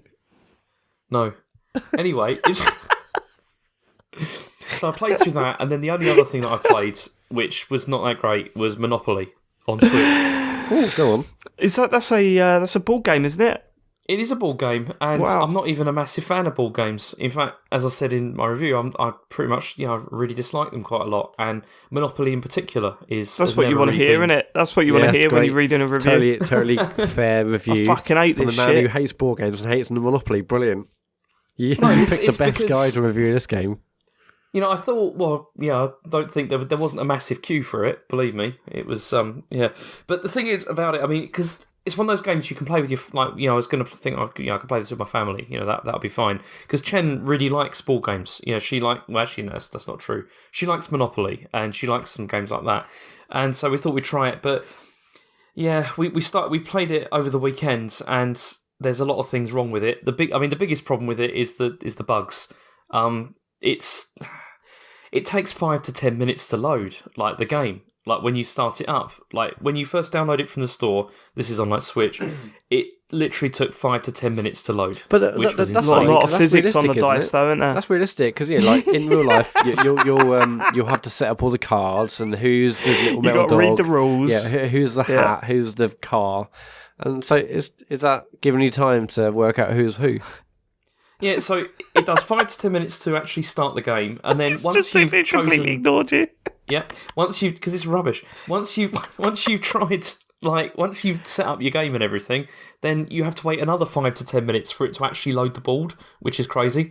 It turns out that there's a bug, and Ubisoft are fixing it, and there is a way around it. You just have to you have to restart your Switch, and then it works properly. But it's just, it's not very good. But then, so I played it with Chen, and she wasn't. she wanted to give it a go, but there's a number of things which kind of irritated her and me. First of all, there's a commentator who is quipping while you're playing the game, which is Brilliant. the worst. What sort of stuff does he say? No, it's like he's rolled a 3 and stuff like that, and it's just it's really. I can just terrible. imagine And your face. I can imagine your That face. sounds Chen was like, absolute "Get class. that." He's rolled She a was 1. like, "Get that turned He's off." rolled a 1. He's rolled a 1. If you, do you know what would even make that better, right? If they said, you can get out of jail by rolling the same dice or paying £500 or microtransaction of Touch your £2.99. Switch now to do the in-app purchase.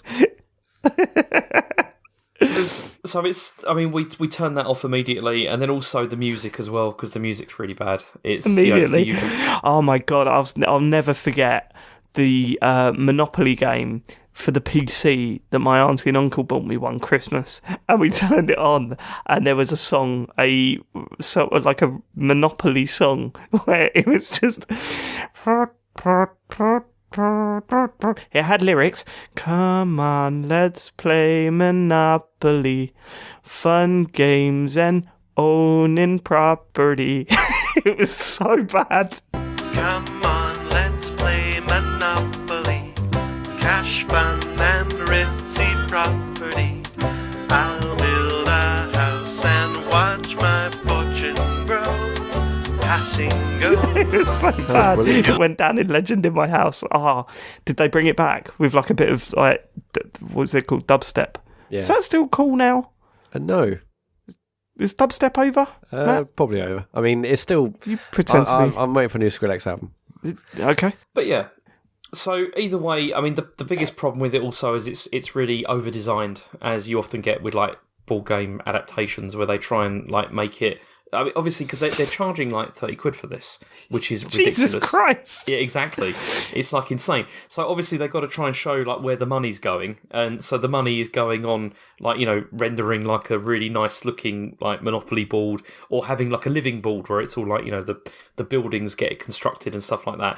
But the trouble with all of that is that sounds fine, and it's that looks great, but then if you want to actually play the game, it really slows the game down. So, even just doing, just throwing the dice takes forever for it to actually just happen. And it's you just want to have a quick game of Monopoly. You can't. It takes so long to do everything. When you throw a dice, is it motion sensitive? Well, that's the thing, because, you see, Dave, you mentioned this. I said, does the H2 Rumble make it feel like there's a surely, dice in there? Because that's surely top of the list. Yeah. Well, that's top the thing. of the list. It has that. It's got the thing where you can. Yes! Brilliant, 10 out of 10. No. Right. It just vibrates, though. It doesn't feel like you've got, like, dice in your hand or anything. What it just the fuck? vibrates. So why did you say it's got that then when it hasn't? No, because you didn't let me finish. And it's got vibrating controllers that make it obviously. feel... But it's still disappointing. It's not that good. But it's Monopoly. I mean, it's just not that great. Right, so I've just gone on to Amazon, and you could buy normal Monopoly. I know it's not the point, but you could buy normal Monopoly for $16.99, like the actual board game, right? But I've also, the first thing that come up was there's a gamer version of Monopoly. Oh no! I am like really interested to find out what's the old Kent Road on that. It looks like it's just Nintendo. It's just Nintendo Monopoly, but they've written it gamer. They've called it Gamer Monopoly. Really? Yeah, that's weird. Yeah, Monopoly Gamer. Yeah. But there's no. It's not like, hey, you could buy Rocket League. It's all Super Mario characters by the look of it. Yeah. So, but they've already done a Nintendo Monopoly. We knew that existed. Yeah. That's weird. Okay, right, fine. So either way, I mean, I wouldn't particularly recommend it, and especially not until they patch it so that it actually works. So there you go. What is this? Right. So what's the old Kent Road in that? Acorn Plains, Yoshi Hills. Right. Okay. So it's just levels then, is it? It's from when the Wii U came out on it, obviously. Yeah, they've rebadged it, you fool. Yeah. Alright, okay, fine. Is that it? That's all I got, yeah. There was a game that can I just look it up? Because I played it yesterday briefly, and I wanted to tell James about it, because I did think it was quite funny. Bear with me, I'm filling time here, just while I try and find out the name of it. Oh, it was Call of Duty. Well done for. It's Call of... Okay. Yeah, I was just playing this a game where like you launch a rocket ship up into the air, but you tap it just before like the power but there's like a power bar for each part of your spaceship. Is it called Space Frontier? Possibly. Yeah, I don't know. Yeah. Have you heard of it then? Well, I just googled space on the App Store, and then it's the top one. It might be that. You sort of like it. So the idea is that you build up your spaceship, and then you launch it, and you tap it just before. It's like a fuse getting towards a bomb, and you have to tap it just before it gets to the bomb to make your spaceship propel into the air. It's everything that James would hate, and I thought there was a mechanic in it that I thought was actually fun. You know when someone's properly trying to screw you over, and you nearly fall for it and go, actually, got for fair play, you nearly got me there. So what drives this game is obviously coins. You earn coins the higher you fly, and then eventually you'll start landing on planets, and the risk or reward thing is that you load up. It's called Space Frontier. Yeah, definitely. Right, okay, thanks.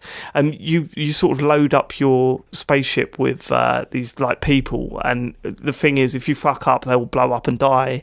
But if you manage to land it, then they will get out. And the only thing you're doing to land it is just make sure it goes high enough, right? There's no actual skill involved, so it's a proper tapper game. That's it. And then the higher you get, the more coins you get, and you spend whatever, the usual bullshit. But I thought this was really interesting. So after every mode, it sort of like says, "Oh, do you want a replay of that? That'll cost you money." And I thought, okay, that's weird. Sometimes it will show you an advert, but sometimes it will give you like this huge bonus of like 6,000 coins, but only if you watch an advert.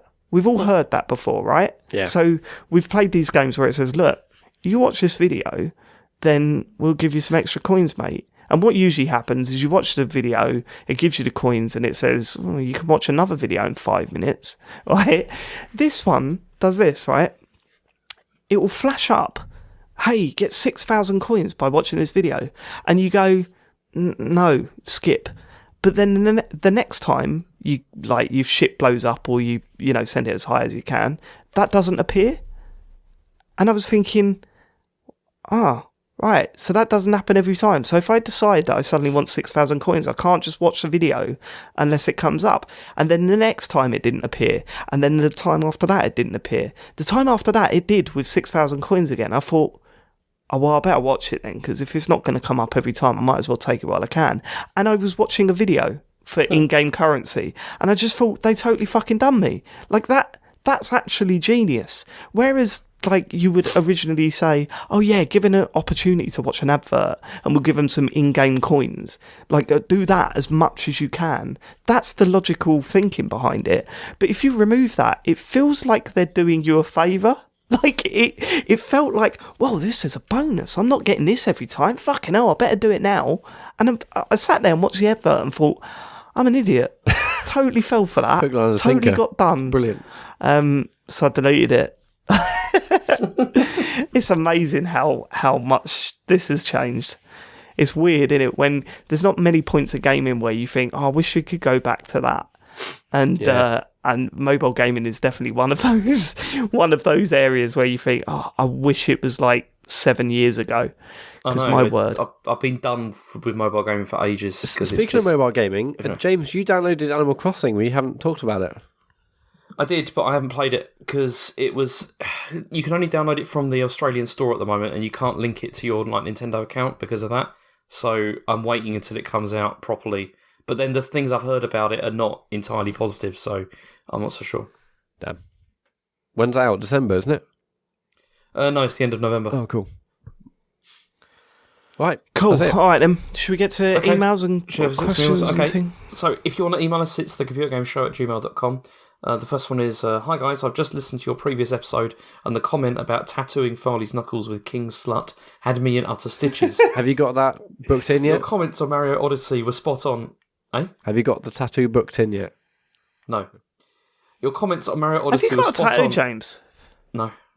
Have you ever been interested in having one? Yeah, I'm not opposed to the idea. Well, he said he wanted a massive dragon on his back, didn't you? Yeah, actually, but that was a joke, I assume. It would look terrible, and it would be really funny. But yeah, I'm not doing that. No, but like, what's the closest you've been? I don't know. I've never really thought about it that much. I just thought. I mean, I'm not that bothered, to be honest.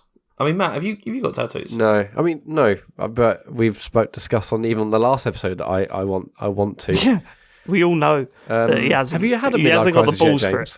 Eh? Have you had a midlife crisis yet? No. Oh well. James is way past midlife crisis these days. Listen, I've been miserable about life for my whole life, so I don't get into that. It's fine. Hello, darkness, my old friend. James, right? You're in a tattoo shop right now. Yeah. What are you recording in a tattoo shop for? Better Wi-Fi, probably. Tattooist turns around to you and says, "Okay, you got to have one done, otherwise, end of the world, whatever." Some sort of convoluted plot point. What are you getting done? Maybe I would just get one of my wife's name, like with Chinese characters, because she actually has Chinese characters, so that'd be fine. But don't you there's a stigma about Chinese character tattoos, right? Yeah, I know. You see, that's what's really funny, because whenever I see those, it's always really funny, because you look at them and you realise that people don't realise that what they've got written on them is not what they think they've got written on them. Right, so what's the funniest you've seen where you've looked at someone with Chinese tattoos on it? It's often just gobbledygook, though, is the thing. Because what people do is they just say, I want my just name. Just the word or whatever. Gobbledygook. No, it says gobbledygook written in Chinese. No. Yeah, how do you spell gobbledygook in Chinese? No, it's because often, if people have their name written in Chinese characters, it's your name. What they do is they translate the sound, so the characters don't actually mean anything apart from the sound. So, for example, my name in Chinese, if you translate it, it becomes it can become like Jamu Si. But if you write those characters, they don't mean anything together. It's okay, so fine. That's why it often looks meaningless and it's just weird. And often people just have words that say things like spirit or water, and it's like, why have you got that? It's just odd, but it's funny. See, I just assumed that you'd have, John Terry's face or something. Frank Lampard. Yeah. Come on the Chelsea written across your forehead. Yeah, I just have lamps written on me. Yeah. lamps getting off of Terry. I love lamps. Or Gamer for Life, with a 4, Waggle my joystick. Yeah. Go on. Oh, yeah. Download my... No, forget it. Go on. Your comments on Mario Odyssey were spot on how I was feeling throughout the game. I absolutely loved the game, and it took me the release weekend to finish it. Although I enjoyed the game a lot, I felt that Galaxy 1 and 2 were a little bit more interesting. But then that all got flipped on its head with the final boss ending and the post-game stuff. Oh god, that ending's so good in that game. It's so... how no one called it is beyond me. It's such a great idea. It's so well executed. Fantastic stuff. Then he says, I wouldn't agree with the solid 10 out of 10 reviews of the game, as I feel a lot of game outlets instantly give Mario and Zelda games 10s off the bat due to the legacy of the characters. I don't think that's really true, because people are often quite quick to shit on it if it's not good. I mean, Sunshine was not that popular. Yeah. No, Nintendo tend to get a bit of a pass, I think. But I don't think that's necessarily the case with Mario Odyssey. I think the strange thing with that is that I was playing it going, this isn't really a 10, it's like a 9, maybe an 8. It's a good game, but I can't believe this has been getting so many 10s. But the people that have played it have put in way more time than I had, and by the time that I got to the point where I'd be comfortable reviewing it, I was thinking, yeah, it probably is a 10 actually. It's kind of got everything. It's good. It's really good. So fair play. But then with Breath of the Wild, yeah, that is about as a solid 10 that you'll get. Like, that is just a 10. That's it. Forget it.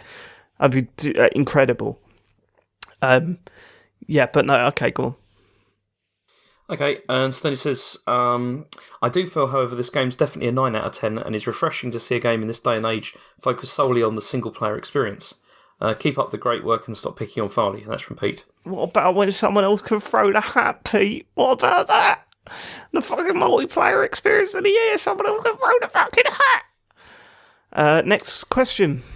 Hi lads, just wanted to hear what the deal is with James and agriculture. Honestly, if he doesn't like Stardew Valley, that's completely fine, but every mention of the game he has to slag it off somehow. I know, right? Oh, he's so right. Why doesn't he just buy the new Story of Seasons, then trade it in for the old one, then trade it in for the new one again, so that he can contribute with some actual positivity to a change? Well, no, that's from Hakan Lingstad, is that right? That's right. I'm not sure. Yeah. And no, actually, I have bought Story of Seasons, but I'm not playing it. My wife is, so... yeah, you lose. Yeah, I mean, he's so right. You have been so snarky about that game. It's been unreal. Yeah, I mean, I know. You've said, oh, I do like it. It's good, but it's been relentless with that game. It's fine for a Farmville clone. It's like, okay. what is this? What is why is it coming to this? I just like saying that because it annoys Matt. Are you still playing it, Matt? No, I haven't played this Mario, but I'm definitely excited to get back to it. Right, okay. Next one says, hello lads, recently there have been some discussion, a lot from me, on the Discord about streams, and Alex79UK suggested that Matt should stream Dark Souls. Coincidentally, I started listening... God, go on. Coincidentally, I started listening back to Dark Calls around the same time as this suggestion, and heard Matt has played Dark Souls, but only got the Taurus demon. Only got to the Taurus, so I have a couple of quick questions. First, most simplest, why not Matt? Dave and James can do it, and I believe Dark Souls is a game that everyone should have a good, not first area boss run, go at. Second is for David, and is a little more specific, but he mentioned, I think on episode 4, that Soler's quest, although he couldn't remember his name, was the only one he had finished. Knowing that the good end to that quest is actually tricky, I just wanted to know what was David's end for Soler, and did he even know that there were two? As usual, thanks to the pod guys, and... thanks to Dave for the Rocket League streams, as it was a right laugh, and that's from Scientologist or Ben.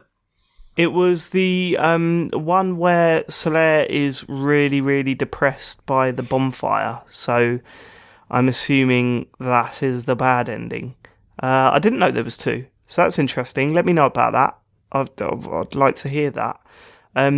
Yeah, I didn't really know what was going on because it was in my only proper playthrough of that game. So I had to look it up on Prepare to Cry, on the YouTube channel Prepare to Cry, and that explained it all to me. And it was, yeah, it's horrific story, but so well done. Matt, yeah.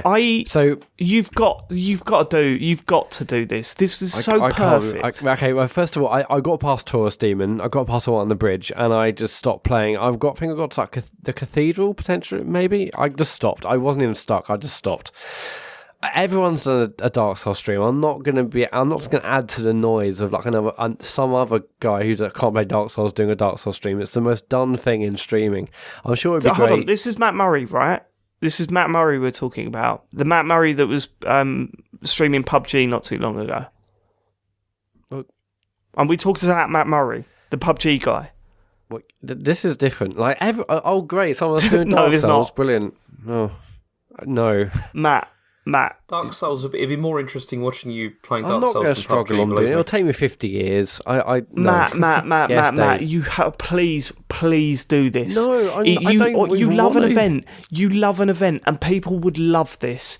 People would love you playing Dark Souls. Our friends, our actual real life friends would absolutely love it, and you know it. John would be on there watching you do it every night. I'd be on watching you do it every night.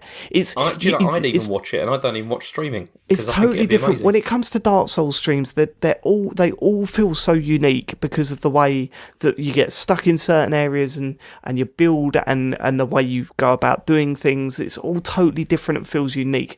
It's so iconic that Matt, it would be so good. It would be so good if you did this, and even if it was just one game, like one night a week, where you just sit down, like on a Friday night. You're struggling to find something to stream at the moment or whatever. Put an hour or two to find a time night. to play any games, so I'm not sure I really want to spend. No, but Matt, fucking Dark Souls would be so good, and it doesn't matter how long it goes on for. If it's an hour a week on stream, that would be enough. Like, it'd be so good to watch you get through that, and I genuinely believe you could. I'm definitely a bit overwhelmed and intimidated. Sorry, is a word. You don't need to be, because this is the thing. You'd have the support. You totally But it's have not the support. even that. I just think everyone's done it. It's like, oh, why do we need another one? We don't need another one. Everyone's done a Dark Souls. We do. Please listen. If you think of the tips as well, because it'd be insane, Matt. Genuinely be insane. Right. If you would like Matt to do a Dark Souls stream, let's not tweet at We've Mark done Murray. this before. Just constantly tweet until We he did this with commits. with Matt's Effect, and that didn't happen either. But then Yeah, but there was I other streaming on problems with Mac that. in This those will days. be interesting. Since you've got everything set up for this.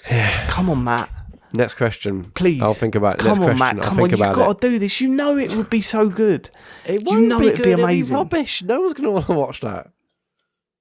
Well, I can't let's play prove him games wrong. and- Tweet him at Matt Murray, one Let's T. not move on. At Matt Let's move Murray, on. just bombard him with fucking, all praise the sun and all that And it made shit. me want to Just do it really, less, just frankly. Next question. Matt, this is so perfect though. In it, James. Come on, It's not It'd be absolutely perfect. You're just for saying that to get me to do it. James. You know it as well. You know what you have to go through with that I game. barely and have to any see time that, for games at the moment for some reason, and I'm not going to spend one of my 1 or 2 evenings a week playing that. But Matt, it's one of the best games ever made. I It do is. definitely feel there's a massive blind spot me having not played it. I will be honest. Exactly. And it's such an emotional experience as well. And to go through that on a stream would be brilliant. But it's just been done a billion times. It's not unique, is it? Yeah, but not by you, No. Matt. Okay. That's the thing. Right. And I guarantee there's not a lot of first-time streamers doing it these days. Like, people love watching people play it Almost for every the week I'm first like, time. oh, it's another series, someone good doing Dark Souls. You got your green screen up. It'd be brilliant to watch that whole thing. You could put all sorts behind there, couldn't you? Yeah, I could, You could yeah. put, like, the sun. Put a massive sun behind me, yeah. Yeah. Praise the Matt. Praise the Matt. It is backwards compatible on Xbox One, isn't it? Yeah, it It is, is, yeah. And you own it. It's there. It's that simple. You've got the stream set up. It's backwards compatible in Xbox One. You own it. It's there. Fucking do it, please. Come on, mate. I'm begging you. The next question. Next question. Evening, guys. Quick fire one for you. Am I crazy trading in Mario for £38, Here we go. which is This what I paid is for more it? like it. I finished the main story and done a bit of the extra stuff with 255 moons, and that's from James Hughes. I think that's... I mean, if he wants to, why not?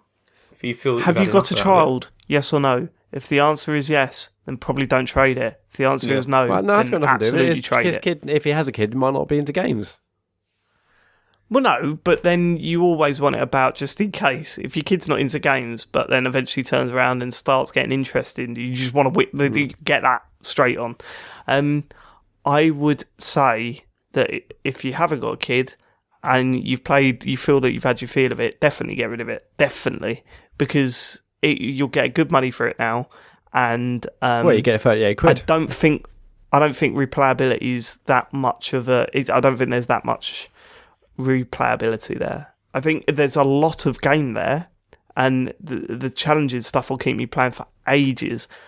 But I'm not going to be going back to start it all over again at any point. No. Is that fair, James? Yeah, I think that's totally fair. Yeah. I mean, I haven't traded it in yet, which is saying something, but that is £35, I think, is what CX are currently offering.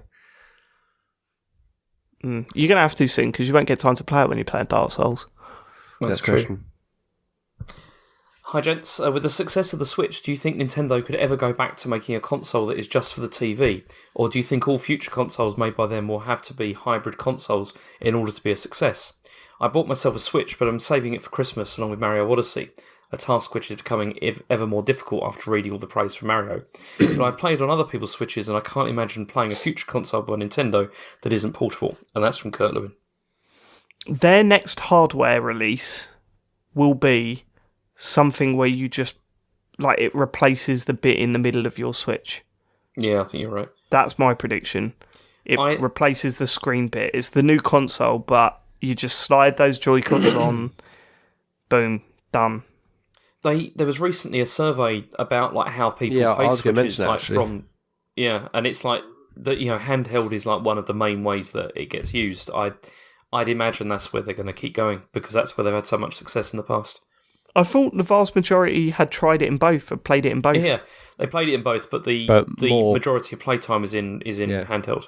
Oh wow, I did not know that. Okay, I mean, that's the glory of the machine. I mean, we've known about the concept for a while. The thing's been out for a while, but even now, I'm like, it's amazing. I can play this Mario game on the move and at home, and it's no longer the days where I'm like, I can't wait to get home to play that game. I can just play it now, or it's most importantly, it's not compromised, and that's not been done before. Yeah. I mean, I wish Sony would do something like this for PlayStation 4, so that you could play this stuff elsewhere as well. So much harder to do, though. Yeah. So much harder to do. And they're probably not going to either, I think, after being burned on the other stuff. But, yeah. Do you want to do some tweets? We do. Okay. If you want to tweet us, it's at ComputerGamePod on Twitter. The first one says, what are your favourite indie games? Matt, what do you think? I mean, Brothers, A Tale to... the Brothers game. What's I don't know what the subtitle is. Brothers, A Tale of Two Sons. Two Sons, yeah. I absolutely love that. I mean, there's so many good ones. I mean, that's definitely what up there. I mean, Inside's fantastic. These obviously Inside's great. Recent examples, I must say. Gone Home was brilliant. Gone Home's incredible. Really like that. I really like obviously Braid, because that was indie at the time, wasn't it? Yep. Yeah. Before he I never played that. I suppose it is. Yeah. No. I mean, what's that? Ascension? Is it Ascension? The crazy game we always play at John's. Oh, Towerfall. Towerfall. Yeah. Jesus, that's good. To the Moon. That is one of the all-timers. It's okay. Fuck off. And you finished it, didn't you? Yeah. Oh, I loved it. Yeah, it was alright. I enjoyed it. Do you remember Her Story? Yeah. That was fantastic. Her Story was great, yeah, but I don't think that was as unanimous in its praise. Some people didn't like it. That's such a unique mobile game, though. That was fantastic. Yeah, I mean, there's too many to mention. Yeah. Indie gaming is still a brilliant experience. There's some... I mean, in recent years, Golf Story was really good. I love that. Future Unfolding, obviously. Indie. Halo 2. Shut up, Matt. Next. Tony Lois says, Odyssey and Breath of the Wild were outstanding. How do you think Nintendo will follow them up? Keep up the arguments, love them. I've been asking this very question. What the fuck is next? Because there's nothing... I mean, I'm trying to think what's coming next year that's big. I mean, there's Metroid, obviously, is a big deal, but that's not coming for a while, I don't think. No, Yoshi, where else do they go? Kirby, They were announced. I'm not, I'm But they're with like James B-grade, saying aren't they? They're not. they like, are.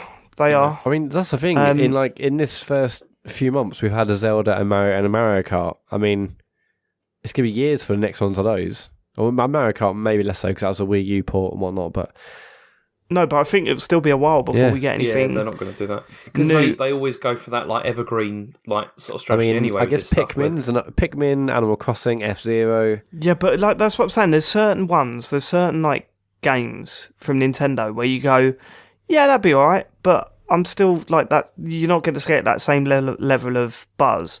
And like for example, Smash Brothers. Okay, I'd play a new Smash Brothers, but I'm not like going to go nuts over it. You're not a fan of it, are you? So Yeah, it's like, nothing's No, going to be. I mean, I really like the ones that I've played. I didn't play the one on the Wii. The last one I played was the GameCube one, and I absolutely adored it. Was there one on the Wii? there was one on the Wii. There's Wii U and 3DS. Yeah, so one I as didn't well. play the Wii and the Wii U ones. I think, man, Jesus, what you think about the other? Metroid is the only other huge one that would get a big reaction, but even that is quite limited. It's not as big as Zelda or Mario, in my opinion. Well, no, I mean, nothing in gaming, arguably, is bigger than like a new Zelda and a new Mario. I mean, those are the two biggies, and we've had both of those. Yeah, they've knocked it out apart. In 9 months, whatever. So Needs to be a new F-Zero, really, doesn't there? No, We it's all not know gonna that. Be. Yeah, it's not going to happen. Do you still got? Hold on, there's an app bet between you two, isn't there? yeah, I'm waiting for part 2. What do you mean? What they've got to do is announce an F-Zero before March. Before March? that's Absolutely not going to happen. It's not No, it's happening not because they were saving it for E3, so absolutely fucked it. Yeah, when you won't even know, you won't even know if I'm telling the truth or not. Oh, that is beautiful. Has that still been on your mind? What, E3? The fact that you're missing E3 Oh, yeah, I next was year. dreading it, yeah. But I also do. I don't think you're going to get me, which is an amazing thing to say because you are. But I think I don't know what you can do. I don't think you. I still think the best thing to do, David, is if we crowdfund you and me going to E3. And Oh Matt my can't god, go. I'd love that. Well, That'd be how's the that most really amazing going to thing. help with like fibbing? Because it would just freak, like, it. Yeah, it'd just be so that's funny. not going to happen. What? So, because I will certainly know if you leave the country. Well, no, not like, we'll definitely let you know that we're going. Yeah, we'd let you know that we were over there. Yeah. Oh, yeah. Oh, yeah. When we bothered. Go on. Okay, Ustavo. Is it Ustavo? Or is it SMW? I never know. We've which one had this is. about 1 billion times, James. I know. Yeah, just. He said find just a call name me and stick with Stu. it. Okay, well, anyway, he says, will there be a Splatoon 3? Do Nintendo's strengths lend themselves to online and games as a service? Well, obviously not, no, but there will be a Splatoon 3. Yeah, without a shadow of a You doubt. reckon? Yeah, and not for a while yet, but there will be one because it's On been a big the hit. Switch, on the current Switch. I think so. Yeah, I mean, it's a big hit like worldwide, but particularly in Japan. So I think it'll do well. I'll be. I don't know about the current Switch. I mean, Yeah, a lot, but I'd say I'd be surprised. yeah, a lot of people obviously said this is more like Splatoon 1.5.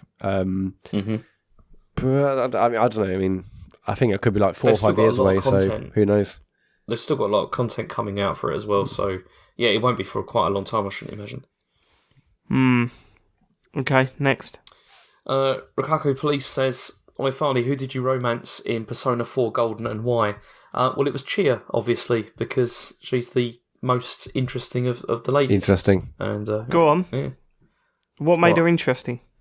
I don't know. She just had the most interesting dialogue. How do you spell Chia? It's CH. I think it's CHIA. I think I can't remember. Let's have a look. Persona 4, was it? No, it's CHIE. I think. Yeah. Persona There you go, yeah. 4. Yeah. Okay. I wasn't expecting that. Yeah. She it wasn't my. It wouldn't by my sort of normal choice, but her personality was more interesting than the others. So, yeah. Okay. There you go. This is horrific. Go yeah, on. I've next. seen too much. Athene Allen says Rocket League is out on Switch next week. How long until Turners loses his family? I can't. I'm so interested to see how well they pull that off, and if it feels good, and if it's not too hampered by the fact that it's on this portable console. I like to know how busy it is, like how many people are playing it, and I don't know. I'm really interested to see what sort of port it is. And I've played loads of games on my own playing it, but I've still been playing it online on my own. And if the online's gash, I don't know. I can't see how the online's going to be gash though. I think it's going to be set up correctly. Yeah, but it's not. It doesn't really use any of the. I mean, you could pretty much ignore any of the PlayStation and Microsoft sort of setup when you're playing that, because you're creating parties within the game. Everything's done through the game. I guess, I think it's going to be all right. But yeah, my most favourite Rocket League times I've been playing with you and other people. Like, it's Rocket League. I've been playing on my own. Oh, thanks so much. As much as I have enjoyed playing on my own, the focus for me has always been playing with or against mates. So I definitely want to get it. Hell yeah, it's like £20 and it's Rocket League. But yeah, I can't wait to see what it's like. Right, okay. Did any of you catch? Because I had to stream this week because neither of you did. I don't know what happened, but did anyone catch my stream? No. I'll watch it on YouTube. Just watch the last game, because the idea was that I wouldn't go to bed until I won 3 games in a row. Oh, risky. And I was getting paired up with some complete dicks. I was getting paired with, but watch the last game, because that was pretty good. That's all up on YouTube, by the way. Just go to our YouTube channel, Computer Games. What is it called? The Computer Games Show. Yeah, that's the name of the show. Yeah. Yeah. Go to that. Go to our YouTube channel and watch that video. Matt, do you want to do the social stuff? It feels like you just done it, but I mean, good. Yeah. You should definitely hit us up on Twitter. We're at Computer Game Pod, and pinned to the top of our Twitter account is a link to Discord. There's loads of people in there chatting all day, every day. It's a fantastic community over there, so get involved if you want to chat with like-minded people from your area. Obviously, we're on Twitch. James, are you going to do any Beyond streams this week? Probably. I'm going to say probably. I need to get back into it. It's just I can't psych myself up for it. Just do it. Just do it. Just push yourself through. /The Computer Game Show, or just search for us on Twitch and we're on YouTube, as Dave said. We're on all channels. Oh no! Most importantly, actually, if you listen to us and you haven't left us a review on Apple Podcasts, think about leaving it. It takes like 10 seconds. You know, leave as many stars as you want. Obviously, 5 is preferable. Anything above 4, anything less than 4, just don't bother. But yeah, it takes 2 seconds. Leave us a review. That'd be brilliant. Thanks. Really appreciate it.